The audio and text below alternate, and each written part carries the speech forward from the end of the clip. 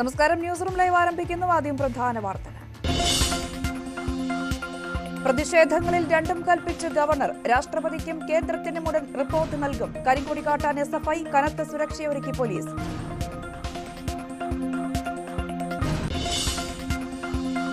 പ്രളയക്കെടുതിയിൽ തെക്കൻ തമിഴ്നാട്. വീടുകളും റെയിൽവേ ട്രാക്കുകളും ഇപ്പോഴും വെള്ളത്തിൽ. മുഖ്യമന്ത്രി സ്റ്റാലിൻ ഇന്ന് പ്രധാനമന്ത്രിയെ കാണും. മുല്ലപ്പെരിയാർ അണക്കെട്ട് ഇന്ന് തുറക്കും. ചൈനയിൽ വൻ ഭൂചലനം. 100-ലധികം മരണം. 200-ലേറെ പേർക്ക് ഗുരുതര പരിക്ക്. നിരവധി കെട്ടിടങ്ങൾ തകർന്നു.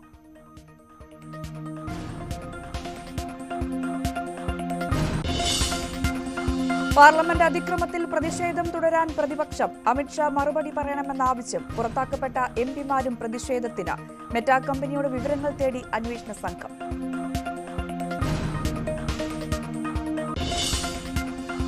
நேற்று காலையில் சாயந்தரம் 6 மணிக்கு வந்த பம்பாவுக்கு ரொம்ப ரஷ். தண்ணி கிடையாது, பிஸ்கட்ஸ் எல்லாம் கொடுக்கல. பம்பா நிலக்கல் வரையும் இங்கேருந்து അത് സൗന്ദര്യ വരെയും கிடைக்கல. ഭയങ്കര തള്ളി. ഞങ്ങൾ ക്യൂവിൽ നിന്നൊക്കെ തള്ളി പുറത്താക്കി. ശബരിമലയിൽ വൻ ഭക്തജന തിരക്ക്. 10 മണിക്കൂറിലധികം ക്യൂ. ഇന്നലെ ദർശനത്തിനെത്തിയത് 90,000-ഓളം പേർ.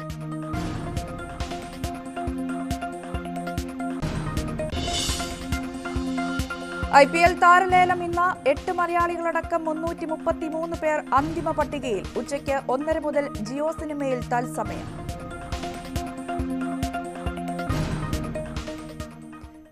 SFI പ്രതിഷേധങ്ങൾക്കിടെ തലസ്ഥാനത്ത് മടങ്ങിയെത്തി ഗവർണർ ആരിഫ് മുഹമ്മദ് ഖാൻ. പ്രതിഷേധങ്ങളിൽ രാഷ്ട്രപതിക്കും കേന്ദ്രത്തിനും ഗവർണർ ഉടൻ റിപ്പോർട്ട് നൽകും. ഗവർണർക്കെതിരായ പ്രതിഷേധം തുടരാനാണ് SFI തീരുമാനം. ഇന്നലെ രാത്രി കോഴിക്കോട് നിന്നും തിരുവനന്തപുരത്തേക്ക് എത്തിയ ഗവർണർക്കെതിരെ നഗരത്തിൽ പലയിടത്തും SFI പ്രവർത്തകർ കരിങ്കൊടി കാട്ടി. അതീവ സുരക്ഷയിലാണ് രാജ്ഭവനിലും ഗവർണറുടെ സഞ്ചാരപാതയിലും പോലീസ് ഏർപ്പെടുത്തിയിട്ടുള്ളത്. VV അരുൺ വാർത്തയുടെ വിശദാംശങ്ങൾ പങ്കുവയ്ക്കും. അരുൺ, ഇന്നത്തെ ഒരു സാഹചര്യം എങ്ങനെയാണ്? പ്രതിഷേധങ്ങൾക്കുള്ള സാധ്യതയുണ്ടോ? ഗവർണർക്ക് എന്തെങ്കിലും പരിപാടികൾ ചാർട്ട് ചെയ്തിട്ടുണ്ടോ? എങ്ങനെയാണ് ഒരു പൊതു സാഹചര്യം? പ്രതിഷേധങ്ങൾ തുടരാൻ തന്നെയാണ് സാധ്യത. SFI നേരത്തെ അത് പ്രഖ്യാപിച്ചിട്ടുമുണ്ട്. ഗവർണർക്ക് പൊതുപരിപാടികൾ ഇന്നില്ല. പക്ഷെ അദ്ദേഹം 11 മണിയോടുകൂടി തിരുവനന്തപുരം ഡെന്റൽ കോളേജിലേക്ക് പോകുന്നുണ്ട്. ഡോക്ടറുടെ അപ്പോയിന്റ്മെന്റ് അദ്ദേഹം നേരത്തെ എടുത്തതാണ്. അവിടെ പോകുമെന്നാണ് രാജ്ഭവനിൽ നിന്ന് അറിയിക്കുന്നത്. മറ്റു പൊതുപരിപാടി 22-ാം തീയതി വരെ ഗവർണർക്കില്ല. പ്രതിഷേധങ്ങൾ നഗരത്തിന്റെ പല ഭാഗങ്ങളിലും ഉണ്ടാകാനിടയുണ്ട്. ക്യാമ്പസുകളിൽ ബാനറും ഫ്ലക്സും ഉയർത്തി ചാൻസലർക്കെതിരെയുള്ള പ്രതിഷേധമുണ്ടാകും. നഗരത്തിന്റെ പല ഭാഗങ്ങളിലും ഇന്നലെ തന്നെ ഗവർണർക്കെതിരെ ഗവർണർ ഗോ ബാക്ക് അടക്കമുള്ള ബാനറുകളും ഫ്ലക്സുകളും SFIയും DYFIയും ഒക്കെ ഉയർത്തിയിട്ടുള്ള പ്രതിഷേധം തുടരും. ഗവർണറുടെ ഭാഗത്ത് രാജ്ഭവന്റെ ഭാഗത്തും ചില നീക്കങ്ങൾ ഇന്നുണ്ടായേക്കാം. ഏറ്റവും പ്രധാനം കാലിക്കറ്റ് സർവകലാശാല VCക്കെതിരെ നടപടിയെടുക്കാനുള്ള സാധ്യതയുണ്ട്. അത് അവിടെ ക്യാമ്പസിൽ ഉയർന്ന ബാനറുകൾ ഗവർണർക്കെതിരെ വരുന്ന പ്രതിഷേധം. അതിനപ്പുറത്തേക്ക് ഇന്നലെ ക്യാമ്പസിന്റെ സെമിനാറിൽ നിന്ന് VC വിട്ടുന്നതും വലിയ അതിർത്തിക്ക് ഇടയാക്കിയിട്ട് ഗവർണറെ അതിർത്തിക്ക് ഇടയാക്കിയിട്ടുണ്ടെന്നാണ് വിവരം. അതുകൊണ്ട് തന്നെ ചാൻസലറുടെ വിശദീകരണം തേടാനും മറ്റു നടപടിയിലേക്ക് കടക്കാനും ഗവർണർ വൈസ് ചാൻസലറുടെ വിശദീകരണം തേടാനും നടപടിയിലേക്ക് കടക്കാനും ഗവർണർ തീരുമാനിച്ചേക്കും. സംസ്ഥാനത്തെ പൊതു രാഷ്ട്രീയ സാഹചര്യം, ക്രമസമാധാന നില, ഈ ഗവർണർക്കെതിരെയുള്ള ഉണ്ടായ പ്രതിഷേധങ്ങൾ, തുടർച്ചയായി ഉണ്ടാകുന്ന പ്രതിഷേധങ്ങൾ, ഇവയെല്ലാം രാഷ്ട്രപതിയെ രാജ്ഭവൻ അറിയിക്കാനും സാധ്യതയുണ്ട്. ശരി, VV അരുണാണ് വാർത്തയുടെ വിശദാംശങ്ങൾ പങ്കുവച്ചത്.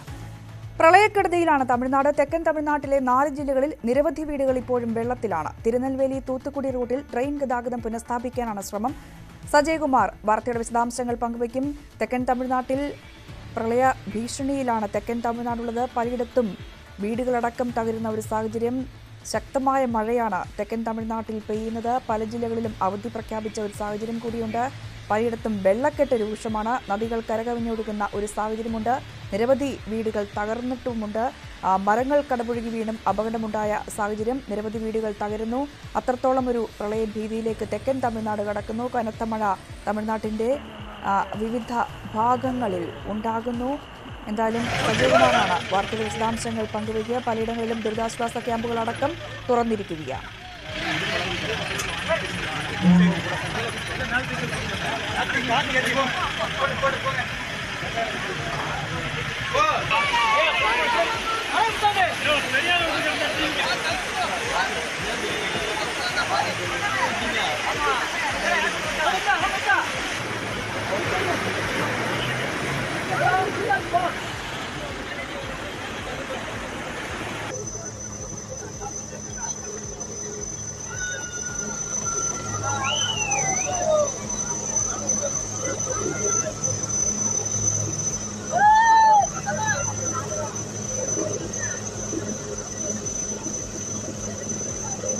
തെക്കൻ തമിഴ്നാട്ടിൽ മഴ ശക്തമായി തുടരുന്നു. ഹെലികോപ്റ്ററുകളടക്കം ആളുകളെ രക്ഷിക്കുന്നതിന്റെ ദൃശ്യങ്ങളാണ് പ്രേക്ഷകർ കാണുന്നത്. സജയകുമാർ ചേർന്നു. സജയ, എന്താണ് ഇപ്പോഴത്തെ ഒരു സാഹചര്യം? മഴയ്ക്ക് അല്പമെങ്കിലും ഒരു കുറവുണ്ടോ? തൂത്തുക്കുടി, തിരുനെൽവേലി ജില്ലകളെയാണ് വളരെയധികം തെക്കൻ തമിഴ്നാട്ടിൽ ബാധിച്ചിട്ടുള്ള ജില്ലകൾ. ഇപ്പോൾ മഴ ഇന്നലെ രാത്രി മുതൽ മഴ അല്പം കുറഞ്ഞിട്ടുണ്ട്. പ്രത്യേകിച്ച് എടുത്തു പറയേണ്ടത് ശ്രീവൈകുണ്ഠം, തൂത്തുക്കുടി ജില്ലയിലെ ശ്രീവൈകുണ്ഠത്തിന് സമീപം തിരുച്ചെന്തൂർ എക്സ്പ്രസ്, ചെന്നൈയിലേക്ക് പുറപ്പെട്ട തിരുച്ചെന്തൂർ എക്സ്പ്രസ് മെനഞ്ഞാന്ന് 9 മണിക്ക് ആ ഭാഗത്ത് കുടുങ്ങുകയുണ്ടായി. ചുറ്റും ജലാശയങ്ങൾ നിറഞ്ഞ ഒരു ദ്വീപ് പോലെ കുടുങ്ങിയ ആ ട്രെയിനിനുള്ളിൽ 800-ലധികം യാത്രക്കാരുണ്ടായിരുന്നു. 36 മണിക്കൂറിന് ശേഷം അവർക്ക് ഭക്ഷണം എത്തിക്കാൻ കഴിഞ്ഞു എന്നുള്ളത് ആശ്വാസകരമായ ഒരു വാർത്തയാണ്. തുടർന്ന് ആദ്യമായി അതിൽ നിന്നും 300-ലധികം യാത്രക്കാരെ സമീപത്തുള്ള സ്കൂളുകളിലേക്ക് മാറ്റിയിരിക്കുകയാണ്. ഇനി 500-ലധികം യാത്രക്കാർ ട്രെയിനിനുള്ളിൽ തന്നെയുണ്ട്. അത്യാവശ്യമായി ആദ്യം വൈദ്യസഹായം ആവശ്യമുള്ള യാത്രക്കാരെയാണ് രക്ഷിക്കുന്നത്. ഇപ്പോൾ ഭക്ഷണ വിതരണം നടന്നുകൊണ്ടിരിക്കുകയാണ്. വൈദ്യസഹായം ആവശ്യമുള്ള ഗർഭിണിയായ ഒരു സ്ത്രീയെ ഹെലികോപ്റ്ററിൽ ഇപ്പോൾ അവിടെ നിന്ന് രക്ഷിച്ചിരിക്കുകയാണ്. ഇതുപോലെ അത്യാവശ്യം വൈദ്യസഹായം ആവശ്യമുള്ള യാത്രക്കാരെ ഹെലികോപ്റ്റർ മൂലം രക്ഷിക്കാനുള്ള ശ്രമങ്ങളാണ് ഇപ്പോൾ നടന്നുകൊണ്ടിരിക്കുന്നത്. തുടർന്ന് ബോട്ടുകളിൽ ചെന്ന് വിവിധ ദുരിതാശ്വാസ കേന്ദ്രങ്ങളിലേക്ക് ആദ്യമായി ഈ യാത്രക്കാരെ മാറ്റാനുള്ള തീവ്ര ശ്രമം തുടരുന്നു. വളരെ ആശ്വാസകരമായ വാർത്ത, 800-ലധികം യാത്രക്കാർ ഭക്ഷണം പോലും ഇല്ലാതെ 36 മണിക്കൂർ ആ ട്രെയിനിനുള്ളിൽ കുടുങ്ങിക്കിടന്ന അവസ്ഥയിൽ ഇപ്പോൾ ആ ട്രെയിനിൽ ഭക്ഷണ സഹായം എത്തിക്കാൻ സാധിച്ചിരിക്കുന്നു. യാത്രക്കാരെ അവിടെ നിന്ന് ഹെലികോപ്റ്റർ മൂലം വൈദ്യസഹായം ആവശ്യമുള്ള യാത്രക്കാരെ, അതിൽ ആദ്യമായി ഒരു ഗർഭിണിയായ ഒരു സ്ത്രീ യാത്രക്കാരിയെ ഹെലികോപ്റ്ററിൽ മോചിപ്പിച്ചിരിക്കുന്നു. തുടർന്ന് അത്യാവശ്യമായ വൈദ്യസഹായം ആവശ്യമുള്ള യാത്രക്കാരെയും ഹെലികോപ്റ്റർ മൂലം രക്ഷിക്കാനുള്ള ശ്രമം തുടരുന്നു. 350-ലധികം യാത്രക്കാരെ അടുത്തുള്ള സ്കൂളുകളിലേക്ക് പാർപ്പിച്ചിരിക്കുകയാണ്. മഴ ഇപ്പോൾ തിരുനെൽവേലി, തൂത്തുക്കുടി ജില്ലകളിൽ മഴ അല്പം കുറഞ്ഞിട്ടുണ്ട് എന്നുള്ളത് ആശ്വാസകരമായ കാര്യമാണ്. എങ്കിലും ഇന്നലെ പൂർണ്ണമായും വെള്ളത്തിനടിയിലായ 2 ജില്ലകളിൽ പല സ്ഥലങ്ങളിലും വെള്ളം താഴ്ന്നിട്ടുണ്ടെങ്കിലും ഇപ്പോഴും പല ഗ്രാമങ്ങളിലും വെള്ളത്തിനടിയിലാണ്. ഇപ്പോഴും രക്ഷാപ്രവർത്തനം ബോട്ടുകൾ മൂലം, JCB യന്ത്രങ്ങൾ, ഇതുപോലുള്ള പല സംവിധാനങ്ങൾ മൂലം ഈ ബാധിക്കപ്പെട്ട ജനങ്ങളെ അവിടെ നിന്ന് ദുരിതാശ്വാസ കേന്ദ്രങ്ങളിലേക്ക് തുടർന്ന് മാറ്റിക്കൊണ്ട് അവർക്ക് അത്യാവശ്യ ഭക്ഷണ സഹായങ്ങളും എല്ലാം സന്നദ്ധ സംഘടനകളും സർക്കാരും ചെയ്തുകൊണ്ടിരിക്കുകയാണ്. രഞ്ജിനി, ശരി. മുല്ലപ്പെരിയാർ അണക്കെട്ട് അല്പസമയത്തിനകം തുറക്കും. ജലനിരപ്പ് 138.55 അടിയായതിനെ തുടർന്നാണ് സ്പിൽവേ ഷട്ടറുകൾ തുറക്കുന്നത്. പരമാവധി 10,000 ക്യൂസെക്സ് വെള്ളം പെരിയാറിലേക്ക് ഒഴുക്കാനാണ് തീരുമാനം. പ്രിൻസ് ജെയിംസ് ചേർന്നു. പ്രിൻസ്, അണക്കെട്ട് അല്പസമയത്തിനകം തുറക്കും. തീരങ്ങളിലുള്ള ജാഗ്രതാ നിർദ്ദേശങ്ങളൊക്കെ എങ്ങനെയാണ്? രഞ്ജിനി, 10 മണിയോടെ സ്പിൽവേ ഷട്ടർ ഉയർത്തി വെള്ളം പെരിയാറിലേക്ക് ഒഴുക്കുന്നതിനുള്ള നടപടികൾ ആരംഭിക്കുമെന്നാണ് തമിഴ്നാട് അറിയിച്ചിരിക്കുന്നത്. ഇതിന് മുന്നോടിയായി തീരമേഖലയിലുള്ളവരോട് ജാഗ്രത പുലർത്തണമെന്ന ജില്ലാ ഭരണകൂടം, ഇടുക്കി ജില്ലാ ഭരണകൂടം അറിയിച്ചിരുന്നു. മറ്റ് ആശങ്കകളുടെ സാഹചര്യങ്ങൾ ഇല്ല എന്നും ജില്ലാ ഭരണകൂടം സൂചിപ്പിക്കുന്നു. വലിയ തോതിൽ ആദ്യം തന്നെ വെള്ളം പുറത്തേക്ക് എടുക്കുന്ന സാഹചര്യം ഉണ്ടായില്ല. ഘട്ടമായി സ്പിൽവേ ഷട്ടറുകൾ ഉയർത്തി ആയിരിക്കും 10,000 ക്യൂസെക്സിലേക്ക് വെള്ളം എത്തിക്കുക. നിലവിൽ അണക്കെട്ടിലേക്കുള്ള നീരൊഴുക്കിൽ നേരിയൊരു കുറവുണ്ട്. നിലവിൽ 3,200ഓളം ക്യൂസെക്സ് വെള്ളം മാത്രമാണ് അണക്കെട്ടിലേക്ക് സെക്കൻഡിൽ ഒഴുകിയിരുന്നത്. എന്നാൽ കഴിഞ്ഞ ദിവസം, അതായത് ഇന്നലെ 12,000 ക്യൂസെക്സിലധികം വെള്ളം ഒഴുകിയിരുന്ന ഒരു സാഹചര്യം ഉണ്ടായിരുന്നു. വലിയ തോതിൽ വെള്ളം വൃഷ്ടിപ്രദേശങ്ങളിൽ നിന്നും പെരിയാർ വനമേഖലയിൽ നിന്നൊക്കെ വെള്ളം മുല്ലപ്പെരിയാർ അണക്കെട്ടിലേക്ക് ഒഴുകുന്ന ഒരു സാഹചര്യമായിരുന്നു ഇന്നലെ ഉണ്ടായിരുന്നത്. അതിൽ നിന്ന് വലിയ തോതിൽ കുറവ് വന്നിട്ടുണ്ട്. അത് ആശ്വാസകരമായ ഒരു കാര്യമാണ്. അണക്കെട്ടിലെ ജലനിരപ്പ് പെട്ടെന്ന് തന്നെ വലിയ തോതിൽ വർദ്ധിക്കാനുള്ള ഒരു സാഹചര്യം നിലവിലത്തെ അവസ്ഥയില്ല. കാരണം പ്രത്യേകിച്ചും അതിർത്തി മേഖലയിൽ ഒക്കെ മഴയ്ക്ക് ശമനമുണ്ട്. അതുകൊണ്ട് തന്നെ വലിയ തോതിൽ ഇനിയും അടുത്ത വെളുപ്പുകളിൽ ജലനിരപ്പ് കൂടാനുള്ള സാഹചര്യമില്ല. എങ്കിലും വെള്ളം പുറത്തേക്ക് ഒഴുക്കാനുള്ള സാഹചര്യം നിലവിൽ ഉണ്ട്. കാരണം തമിഴ്നാട് കൊണ്ടുപോകുന്ന വെള്ളത്തിന്റെ അളവ് ഏരിയ തോതിൽ കുറച്ചിട്ടുണ്ട്. മുൻപ് 1,867 ക്യൂസെക്സ് വെള്ളം വരെ ടണൽ മാർഗം തമിഴ്നാട് കൊണ്ടുപോയിരുന്നെങ്കിൽ കഴിഞ്ഞ മണിക്കൂറുകളിൽ 250 ക്യൂസെക്സായി ഇത് കുറച്ചിരിക്കുന്നു. പ്രത്യേകിച്ചും ഈ വെള്ളം എത്തിക്കുന്ന മേഖലകളിലൊക്കെ നിലവിൽ കഴിഞ്ഞ ദിവസങ്ങളിലൊക്കെ മഴ പെയ്തിരുന്നു. അതുകൊണ്ട് ആ ഒരു സാഹചര്യം കൂടി കണക്കിലെടുത്താണ് ഇപ്പോൾ കൊണ്ടുപോകുന്ന വെള്ളത്തിന്റെ അളവിൽ നേരിയ തോതിൽ കുറവ് വരുത്തിയിരിക്കുന്നത്.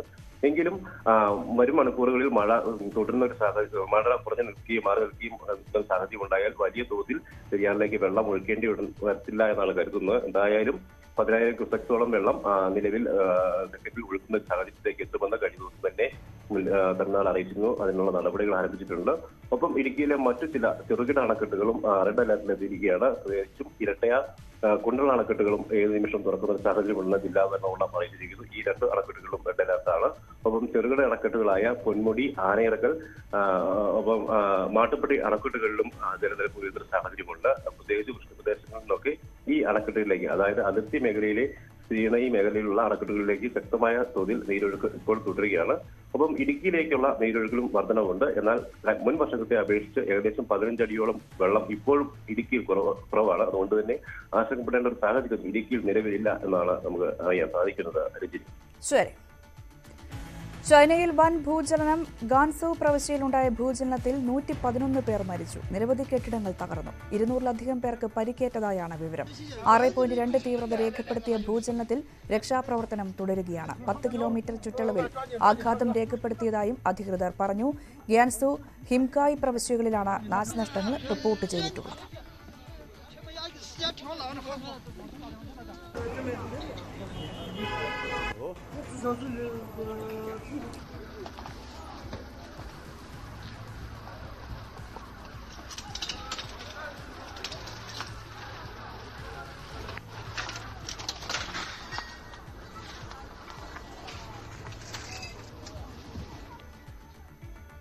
ശബരിമല വാർത്ത.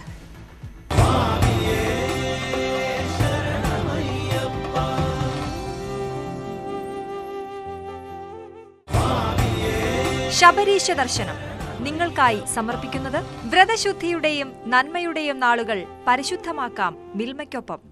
മിൽമ, കേരളം കണികണ്ടുണരുന്ന നന്മ. സന്നിധാനത്ത് വൻ ഭക്തജന തിരക്കാണ്. പമ്പ മുതൽ സന്നിധാനം വരെ 8-10 മണിക്കൂർ കാത്തുനിന്നാണ് തീർത്ഥാടകർ ദർശനം നടത്തുന്നത്. പലയിടത്തും കാത്തുനിൽക്കേണ്ടി വന്നതിന്റെ വിഷമങ്ങൾ തീർത്ഥാടകർ പങ്കുവച്ചു. CB അനുമോദ് വാർത്തയുടെ വിശദാംശങ്ങൾ പങ്കുവയ്ക്കും. അനുമോദ്, എന്താണ് ഇപ്പോൾ അവിടുത്തെ ഒരു സാഹചര്യം? തിരക്കുണ്ടെങ്കിലും കാര്യങ്ങളൊക്കെ നിയന്ത്രണ വിധേയമാണ്. എന്താണ് തീർത്ഥാടകർക്ക് പറയാനുള്ളത്? ശബരിമല സന്നിധാനത്ത് വലിയ തിരക്കാണ് അനുഭവപ്പെടുന്നത്. കഴിഞ്ഞ ദിവസങ്ങളെ അപേക്ഷിച്ച് കൂടുതൽ അയ്യപ്പന്മാർ സന്നിധാനത്തേക്ക് എത്തുന്നു എന്ന രീതിയിലാണ് കാര്യങ്ങൾ ഉള്ളത്.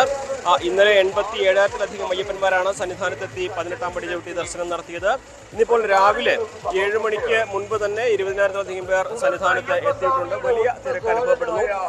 ഇവിടെ എത്തുന്ന പലരും 8-10 മണിക്കൂർ കാത്തു നിന്നാണ് സന്നിധാനത്തേക്ക് എത്തുന്നത്. പമ്പയിൽ നിന്നും ഇന്നലെ വൈകുന്നേരം യാത്ര തുടങ്ങിയവരൊക്കെ ഇവിടെ എത്തിയപ്പോഴേക്കും പുലർച്ചെ ആയിട്ടുണ്ട്. പലപ്പോഴും പലയിടത്തും നിയന്ത്രണങ്ങൾ ഏർപ്പെടുത്തിയിട്ടുണ്ട്.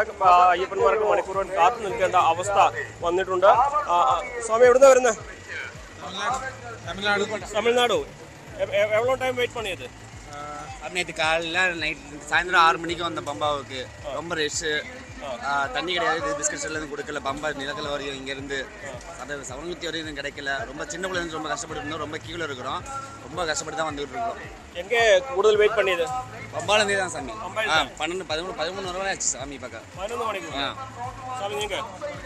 സ്വാമി ഇന്നലെ ഉച്ചയ്ക്ക് 10 മണിക്ക് വരിയിൽ ക്യൂവിൽ നിന്നാണ്. എന്നിട്ട് ആ വരിയിൽ നിന്ന് ഞങ്ങളെ തള്ളി പുറത്താക്കിയിട്ട് പിന്നെ വിരി പോയി നിന്ന് പിന്നെ രാത്രി 8 മണിക്ക് ക്യൂവിൽ നിന്നാണ്. പമ്പയിൽ. എന്നിട്ട് ഇപ്പൊ ഇവിടെ എത്തുന്നുള്ളൂ. ഒരു വെള്ളം പോലും കുടിച്ചില്ല. ഇപ്പൊ ഇവിടുന്ന് ഒരു ബിസ്ക്കറ്റും ഒരു കുറച്ച് വെള്ളം കിട്ടി. അത് മാത്രമേ പറ്റണം. ഭയങ്കര ദുരിതം, ഭയങ്കര തള്ളി. ഞങ്ങളെ ക്യൂവിൽ നിന്നൊക്കെ ഇവിടെ തള്ളി പുറത്താക്കി. ഈ തമിഴ് സ്വാമികളാണ് ഭയങ്കര തള്ളിയിട്ട് ഇങ്ങോട്ട്. കുട്ടികളുണ്ടായിരുന്നു മളിയപ്പുറം ഒക്കെ ഇപ്പൊ കൂട്ടം തെറ്റി. ഞങ്ങള് 90 ആളുണ്ടായിരുന്നു.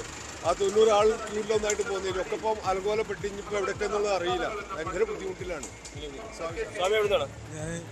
പമ്പയിൽ 8 മണിക്ക് കയറിയതാണ് ഇന്നലെ രാത്രി. പക്ഷേ പിന്നെ ഒന്ന് 10 മണിക്കൂറായില്ലേ? 10 മണിക്കൂറായി. പിന്നെ നമ്മള് മകൻ ഉണ്ടായിരുന്നു. അവനെ തലചുറ്റൽ സംബന്ധിച്ച് ഡോക്ടറെ കാണിച്ച് അങ്ങനെ സുഖമില്ലാതെ. ഭക്ഷണമൊക്കെ കിട്ടിയോ? ഭക്ഷണം കിട്ടിയില്ല. അത് ബുദ്ധിമുട്ടായി.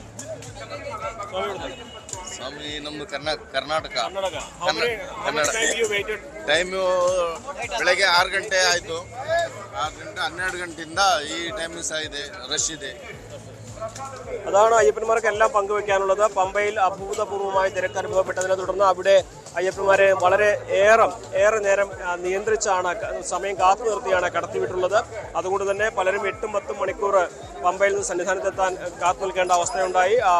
വരുന്ന വഴിക്ക് ഭക്ഷണവും വെള്ളവും കിട്ടാതെ ദുരിതത്തിലായി. അത്തരത്തിൽ വലിയ തിരക്ക് അനുഭവപ്പെടുമ്പോൾ അയ്യപ്പന്മാർക്ക് ബുദ്ധിമുട്ടുണ്ടാകുന്ന ഒരു സാഹചര്യം തന്നെ ഉണ്ട്. അതിൻ്റെ അനുഭവങ്ങളാണ് അയ്യപ്പന്മാർ പങ്കുവച്ചത്. എന്നാണെങ്കിലും സന്നിധാനത്ത് ഇന്നും 90,000-ലധികം പേര് വെർച്വൽ ക്യൂ വഴി ബുക്ക് ചെയ്തിട്ടുണ്ട്. സ്വാഭാവികമായിട്ടും ഈ തിരക്ക് വർദ്ധിക്കാനുള്ള സാധ്യത തന്നെയാണ് കാണുന്നത്. ഇനി അവധി ദിവസം കൂടി വരുന്നതോടെ ഈ തിരക്ക് ഇനിയും കൂടും. എന്നാണെങ്കിലും പോലീസിന്റെ സംവിധാനങ്ങളും കുറെ കൂടി ശക്തമാക്കിയിട്ടുണ്ട്. കൂടുതൽ പോലീസിനെ ഡിപ്ലോയ് ചെയ്യുന്നുണ്ട്. നിലവിൽ ഒരു പോലീസിന്റെ യൂണിറ്റ് മാറുമ്പോൾ സാധാരണ മാറുന്നത് പോലെ മാറാൻ ഇപ്പോൾ കഴിയുകയില്ല. കൂടുതൽ പോലീസ് വന്ന് പഴയ ആളുകൾക്ക് കുറച്ച് ഈ ഒരു മേഖലയിൽ ഇവിടെ സേവനം നൽകി പരിചയം കൊടുത്ത് അല്ലെങ്കിൽ അവർക്ക് കാര്യങ്ങൾ പറഞ്ഞു കൊടുത്ത് വേണം മാറുവാൻ. സ്വാഭാവികമായിട്ടും ഈ തിരക്ക് കൂടുന്നതിനനുസരിച്ച് പോലീസിന്റെ എണ്ണവും സന്നിധാനത്ത് കൂടും എന്ന് തന്നെയാണ് കരുതുന്നത്. പോലീസിന്റെ ഉന്നത ഉദ്യോഗസ്ഥർ ഇവിടെ എത്തിയിട്ടുണ്ട്. DIG രാഹുൽ ആർ നായർ ഇന്നലെ എത്തി ഇവിടെ അദ്ദേഹം ക്യാമ്പ് ചെയ്യുന്നുണ്ട്. അപ്പോൾ വലിയ തിരക്ക് സന്നിധാനത്ത് അനുഭവപ്പെടുന്നു. പമ്പയിൽ നിന്ന് സന്നിധാനത്തെത്താൻ എന്താണെങ്കിലും ഏറെ നേരം 6-7 മണിക്കൂർ ഏറ്റവും ചുരുങ്ങിയത് എടുക്കും എന്നുള്ളതാണ് നിലവിലെ സാഹചര്യം. AP ധനേഷിനൊപ്പം CB Anumod, news 18. ശബരിമലയിലെ തിരക്ക് നിയന്ത്രണത്തിൽ ഹൈക്കോടതി സ്വമേധയാ എടുത്ത കേസ് ഇന്ന് വീണ്ടും പരിഗണിക്കും. സന്നിധാനത്ത് തീർത്ഥാടകരെ നിയന്ത്രിക്കാൻ സ്വീകരിച്ച നടപടികൾ ചീഫ് പോലീസ് കോർഡിനേറ്റർ ഹൈക്കോടതിയെ അറിയിക്കും. ജസ്റ്റിസുമാരായ അനിൽ K. നരേന്ദ്രൻ, G. ഗിരീഷ് എന്നിവർ ഉൾപ്പെട്ട ദേവസ്വം ബെഞ്ചാണ് കേസ് പരിഗണിക്കുന്നത്. സന്നിധാനത്ത് വേറിട്ട കാഴ്ചകൾ പലതുണ്ട്. ഒടുവിൽ കണ്ടു അമ്മമാരുടെ ഒരു കൂട്ടായ്മയെ. അവർക്ക് പറയാൻ സ്വന്തമായൊരു ഹ്രസ്വചരിത്രമുണ്ട്.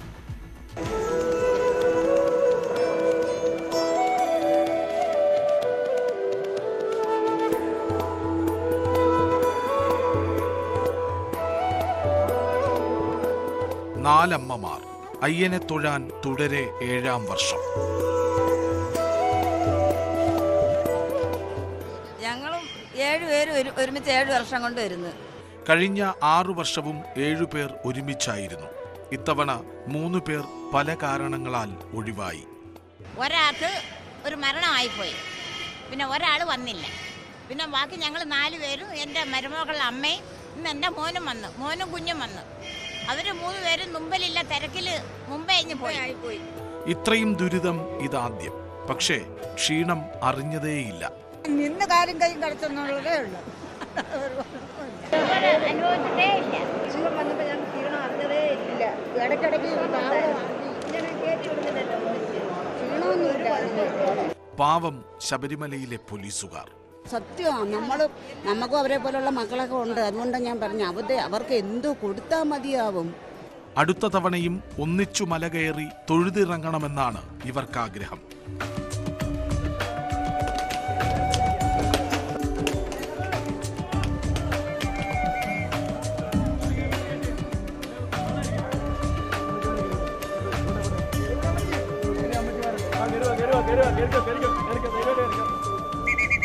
ക്യാമറമാൻ സുമേഷ് മൊറാഴയ്ക്കൊപ്പം VS കൃഷ്ണരാജ്, ന്യൂസ് 18 ശബരിമല.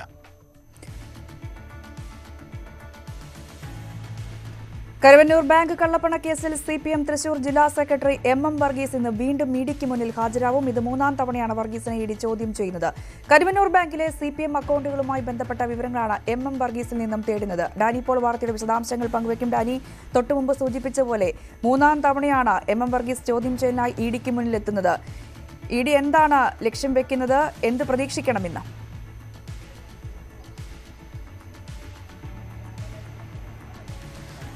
രഞ്ജിനെ, നേരത്തെ ചോദ്യം ചെയ്യലിന് ഹാജരാകുമ്പോൾ അതിൽ നിന്ന് കാര്യങ്ങൾ കുറച്ചുകൂടി വ്യത്യസ്തമാണ് ഇപ്പോഴത്തെ ഒരു സാഹചര്യം എന്ന് പറയുന്നത്. കാരണം ED ഇതിന് മുൻപായിട്ട് ഇപ്പോൾ ചോദ്യം ചെയ്യലിലേക്ക് എത്തുന്നതിന് മുൻപ് തന്നെ ED കോടതിയിൽ സമർപ്പിച്ച ചില വസ്തുതകളുണ്ട്. ഈ വസ്തുതകൾ പ്രത്യക്ഷമായും തന്നെയും CPMനെ വളരെയധികം പ്രതിരോധത്തിലാഴ്ത്തുന്ന കാര്യങ്ങൾ തന്നെയാണ് ED സമർപ്പിച്ചിരിക്കുന്ന കാര്യങ്ങൾ. ഒപ്പം തന്നെ കരുവന്നൂരിലെ മുൻ മാനേജർ സുനിൽകുമാറും മുൻ സെക്രട്ടറി സുനിൽകുമാറും മാനേജർ ബിജു കരീമും മാപ്പുസാക്ഷികൾ എന്ന രീതിയിൽ കോടതിയിൽ അപേക്ഷ നൽകിയിട്ടുണ്ട്. ഇത്തരം കാര്യങ്ങളെല്ലാം തന്നെ പൊതുവിലും CPM-ന് പ്രതികൂല സാഹചര്യങ്ങൾ സൃഷ്ടിക്കുന്നതാണ്. അത് പ്രധാനമായും തന്നെയും ഈ ബാങ്കുമായി ബന്ധപ്പെട്ട് നടന്നിട്ടുള്ള പണമിടപാടുകൾ ഇതിൽ സംശയാസ്പദമായി ഇടി കാണുന്നത് കരുവന്നൂർ ബ്രാഞ്ച് അടക്കം, അതായത് CPM-ന്റെ ലോക്കൽ കമ്മിറ്റിക്ക് 5 അക്കൗണ്ടുകൾ ഉണ്ടായിരുന്നു. ഓരോ അക്കൗണ്ടിലൂടെയും ശരാശരി 50 ലക്ഷം രൂപയിലധികം കൈമാറ്റം ചെയ്യപ്പെട്ടിട്ടുണ്ട്. ഇത് പലതും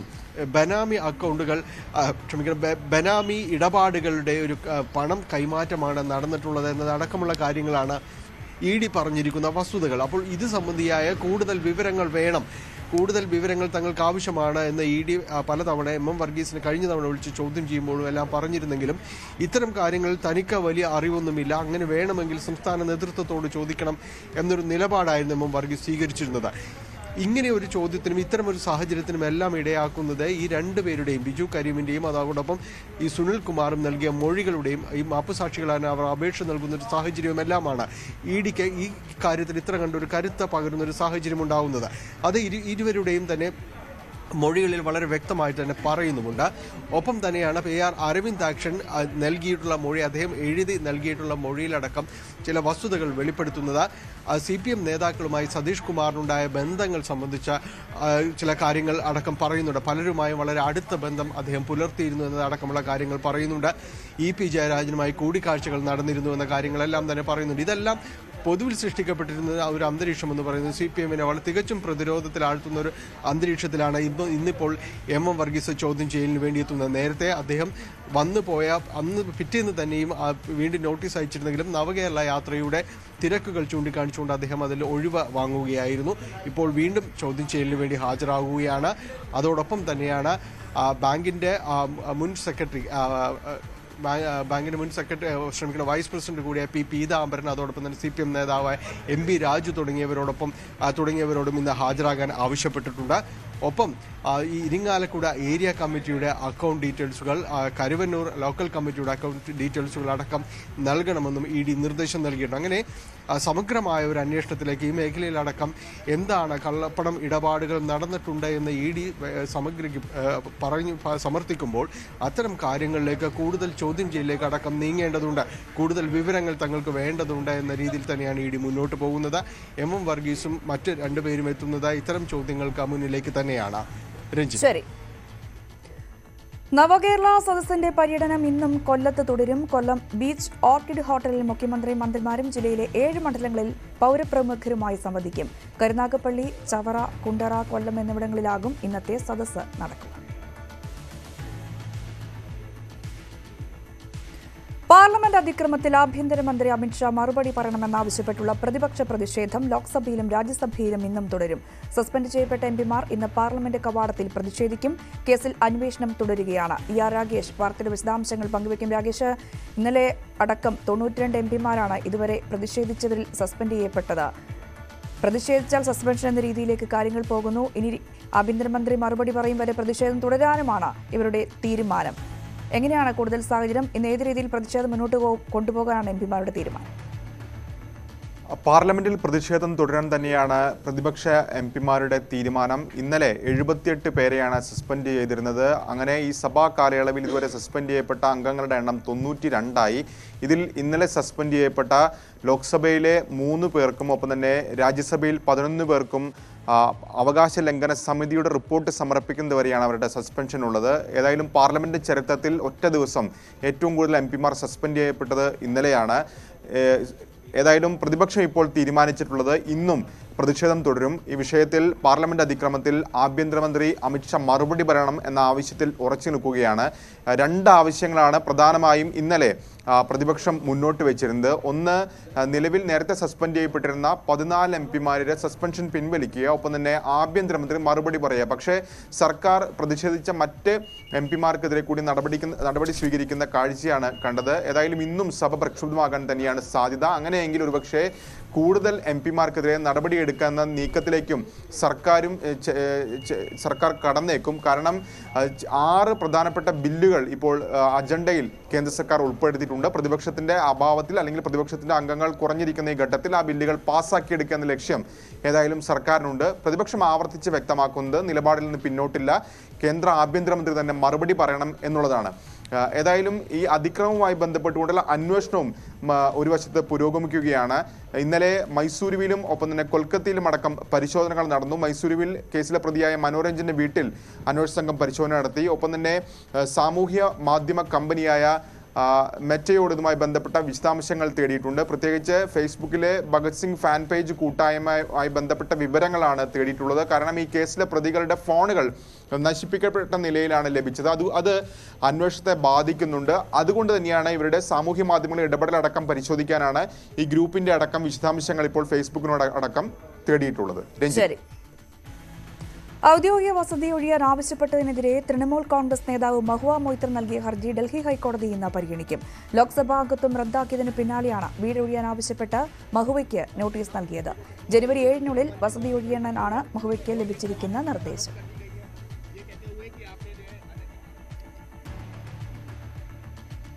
വയനാട് ബാഗേരിയിൽ ഭീതി വിതച്ച കടുവയെ തൃശൂർ പുത്തൂർ മൃഗശാലയിലേക്ക് മാറ്റി. ആദ്യം കുപ്പാടിയിലെ വന്യമൃഗ പരിപാലന കേന്ദ്രത്തിലെത്തിച്ച കടുവയെ ആരോഗ്യ പരിശോധനകൾ പൂർത്തിയാക്കിയ ശേഷമാണ് പുത്തൂരിലെത്തിച്ചത്. WWL 45 എന്ന നരഭോജി കടുവ ഇന്നലെ ഉച്ചയോടെയാണ് ബാഗേരി കോളനി കവലയിൽ സ്ഥാപിച്ച കൂട്ടിൽ കുടുങ്ങിയത്. ആദ്യം കടുവയെ എത്തിച്ച കുപ്പാടി വന്യമൃഗ പരിപാലന കേന്ദ്രത്തിൽ 7 കടുവകൾക്കുള്ള കൂടുകളാണുള്ളത്. WWL 45 കൂടി എത്തിയതോടെ എണ്ണം 8 ഈ സാഹചര്യത്തിലാണ് ബാഗേരിയിലെ കടുവയെ പുത്തൂരിലേക്ക് മാറ്റിയത്.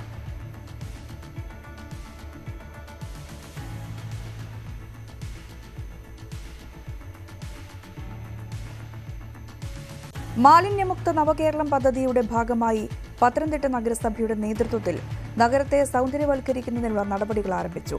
നഗരത്തിലെ പാതയോരങ്ങളിലെ കൈവരികളിൽ ചെടികൾ സ്ഥാപിച്ച് മനോഹരമാക്കിയാണ് നഗരത്തെ സൗന്ദര്യവൽക്കരിക്കുന്നത്.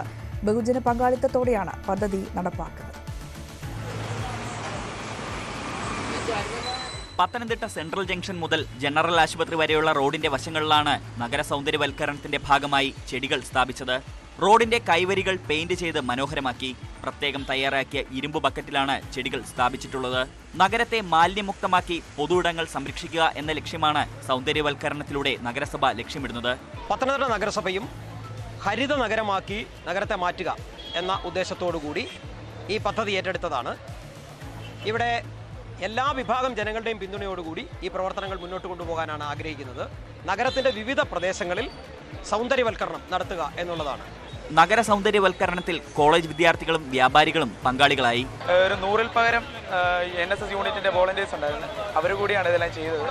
അപ്പോൾ എല്ലാവരും ഒരു കൂട്ടായ ഫലമാണ് ഇപ്പോൾ ഞങ്ങൾക്ക് ഈ സന്തോഷത്തിന് കാരണമായത്. 500ഓളം ചെടികൾ 5 ലക്ഷം രൂപ മുടക്കിയാണ് റോഡിന്റെ വശങ്ങളിലെ പാതകളിൽ സ്ഥാപിച്ചത്. പദ്ധതിയുടെ ഉദ്ഘാടനം നഗരസഭാ ചെയർമാൻ അഡ്വക്കേറ്റ് സക്കീർ ഹുസൈൻ നിർവഹിച്ചു. ചെടികളുടെ പരിപാലനം നഗരസഭയ്ക്കാണെങ്കിലും സംരക്ഷണം വ്യാപാരികൾക്കാണ്. ന്യൂസ് 18 പത്തനംതിട്ട. സ്പോർട്സ്. IPL താരലേലം ഇന്ന് ദുബായിൽ ഉച്ചയ്ക്ക് 1:30 മുതലാണ് ലേലം. 333 കളിക്കാരാണ് ലേലത്തിൽ അന്തിമ പട്ടികയിൽ ഇടം പിടിച്ചിരിക്കുന്നത്.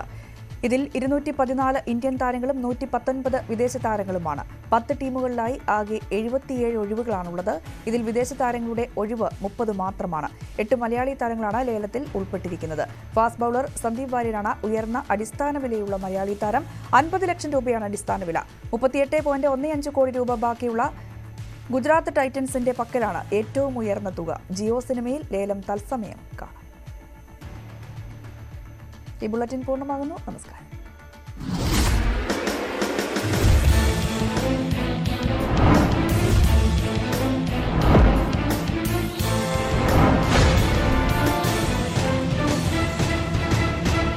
ഈ പരിപാടി നിങ്ങൾ